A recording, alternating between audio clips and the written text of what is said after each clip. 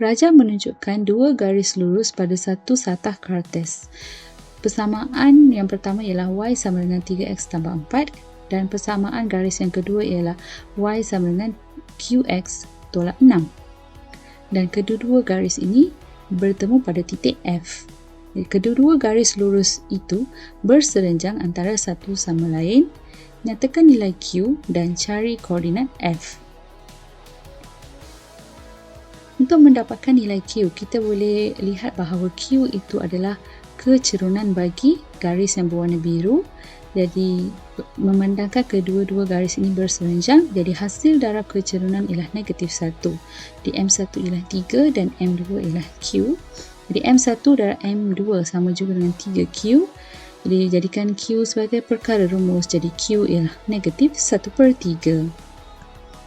Jadi, untuk mendapatkan koordinat F, kita tahu bahawa F ialah titik persilangan antara dua garis ini. Jadi, kita akan membuat persamaan serentak. Jadi, Y sama dengan 3X tambah 4 ialah persamaan yang pertama. Dan Y sama dengan -1/3X tolak 6 ialah persamaan yang kedua. Jadi, persamaan pertama sama dengan persamaan kedua. Jadi, kita selesaikan. Kita perlu membawa X ke sebelah kiri. Jadi 3X tambah 1/3X sama dengan -6 tolak 4, iaitu -10. Jadi 3X tambah 1/3X menjadi 10/3X.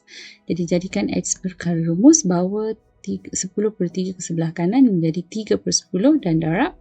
Okey, jadi kita boleh masukkan 10 di situ untuk mendapatkan nilai X, iaitu -3. Jadi gantikan nilai ini ke dalam salah satu persamaan. Okey, kita akan masukkan pada persamaan yang pertama.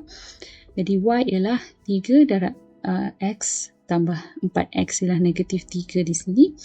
Okey, jadi 3 darab -3 ialah -9, tambah 4 menjadi -5.